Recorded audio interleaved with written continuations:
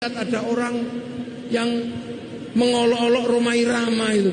Saya sedih. Gus, saya sedih kok tiba-tiba ada orang maki-maki Rhoma Irama. Saya itu sedih begitu Rhoma Irama dimaki itu. Kenapa? Orang yang hidup dari Rhoma Irama itu enggak kehitung jumlahnya. Lagu Rhoma Irama menghidupi pengamen-pengamen se-Indonesia. Siapa yang orang sodakohnya paling banyak mengalahkan Rhoma Irama? Nggak ada di Jakarta.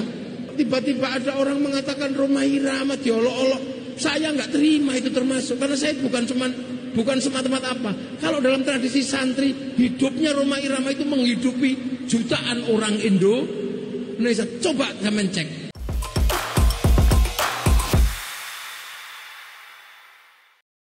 Rhoma Irama yang tempo hari diserang oleh beberapa Habib itu sejatinya tidak sendirian. Banyak orang yang membelanya.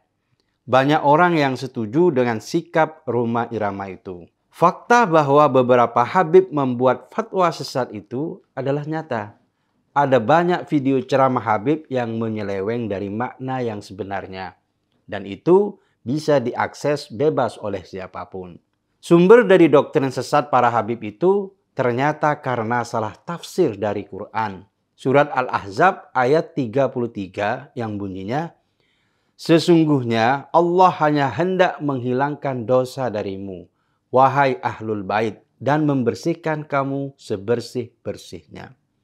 Oleh beberapa Habib, ayat itu dimaknai bahwa ahlul bait itu dijamin husnul khotimah.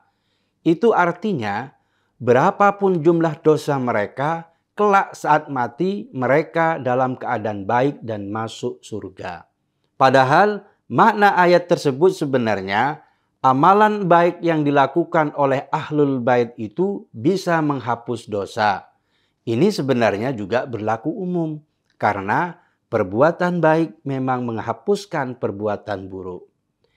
Tapi oleh beberapa Habib makna itu diselewengkan menjadi kekhususan bahwa habaib itu terjaga dan bersih dari dosa, meskipun tanpa melakukan amalan yang baik.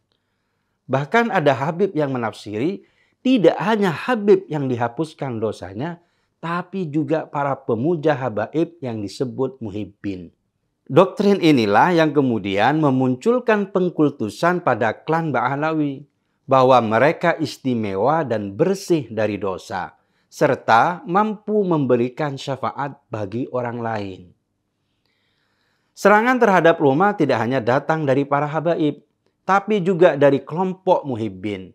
Padahal Rhoma hanya menyampaikan fakta, tapi Habib dan rombongan pemujanya malah melabeli Rhoma telah membuat fitnah dan membuat framing tentang akhir yang buruk baginya.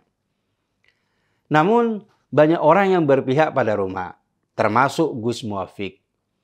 Penghinaan terhadap Rhoma dianggapnya sudah keterlaluan. Orang-orang yang menghina Rhoma itu sebaiknya melihat amalan baik Rhoma selama hidupnya. Lagu-lagu Rhoma banyak digunakan oleh para penyanyi dan pengamen.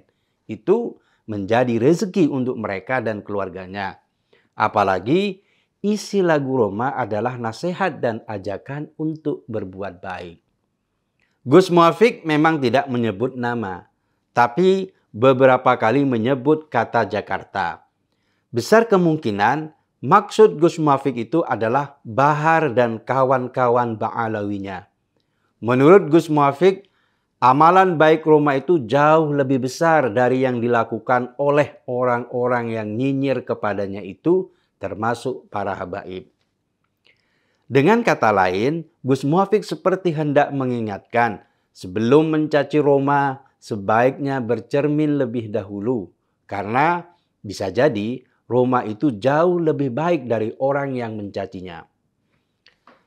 Belum lama ini, Rhoma memang getol membahas tentang nasab dan kelakuan habaib.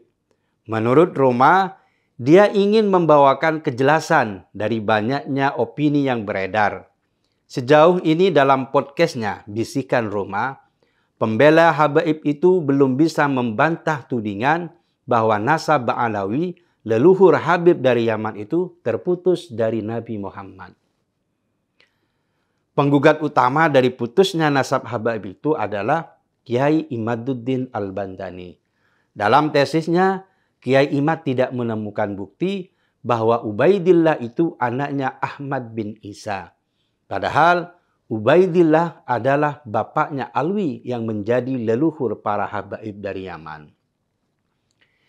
Kitab-kitab kuno yang mencatat nasab sejak abad ke-4 sampai ke-8 tidak mencantumkan nama Ubaidillah dalam silsilah keturunan Ahmad bin Isa. Baru setelah 550 tahun muncul klaim dari anak-anak Balawi bahwa Ubaidillah adalah anak Ahmad bin Isa. Klaim sepihak yang sudah berumur ratusan tahun itu juga mendapatkan pertentangan dari bukti DNA. Terbukti, keturunan Ba'alawi yang telah melakukan tes DNA tidak sesuai kelompoknya dengan keturunan Nabi yang masyhur selain dari klan Ba'alawi. Bahkan tes DNA mereka menunjukkan mereka itu bukan keturunan Arab. Fakta tak terbantahkan itulah yang membuat para habaib kebakaran jenggot. Pengkultusan selama beratus-ratus tahun akan sirna jika seluruh masyarakat meyakini bahwa Ba'alawi itu bukan keturunan Nabi. Selama ini, para habaib memiliki status terhormat di tengah masyarakat. Bahkan, musola dan masjid secara rutin mengundang mereka untuk berceramah. Pengundang tidak peduli apakah habib yang berceramah dan dapat honor ceramah itu mendalami ilmu agama atau tidak. Faktanya, banyak ceramah habib yang ngawur dan menyimpang dari ajaran Islam yang sebenarnya. Sebagaimana yang dikemukakan oleh Roma Irama dalam podcastnya. Itu terjadi karena pengkultusan berlebihan dari masyarakat. Hanya karena mereka menganggap para habaib itu keturunan Nabi. Era booming habib telah selesai. Fakta-fakta ditemukan oleh banyak orang itu telah membuat masyarakat tersadarkan. Doktrin klan Ba'alawi memang banyak diterima oleh kalangan Nahdliyin karena para kiai NU dulu selalu berpesan untuk berprasangka baik kepada siapapun yang mengaku sebagai keturunan Nabi. Sekarang, di tengah kejatuhan para habaib itu, banyak habib dan muhibbin malah menyalahkan Roma. Padahal Roma, meskipun memang punya catatan pribadi tentang keburukan habib, dia tetap menghormati mereka. Roma hanya ingin menyampaikan fakta dan berharap doktrin sesat semacam itu tidak diteruskan. Selain merusak akidah, doktrin Ba'alawi itu menistakan nama besar Nabi Muhammad SAW. Batalnya nasab Ba'alawi menjadi pengingat bagi masyarakat. Berbaik sangka pada orang yang ngaku keturunan Nabi memang harus dikedepankan. Tapi ingat, kita juga harus kritis. Jika perkataan mereka salah dan menyimpang, kita juga harus meluruskan mereka. Kemuliaan manusia di hadapan Tuhan itu bukan hanya karena nasabnya, tapi karena ketakwaannya. Jangan sampai pengkultusan berlebihan membuat mereka melewati batas dan arogan.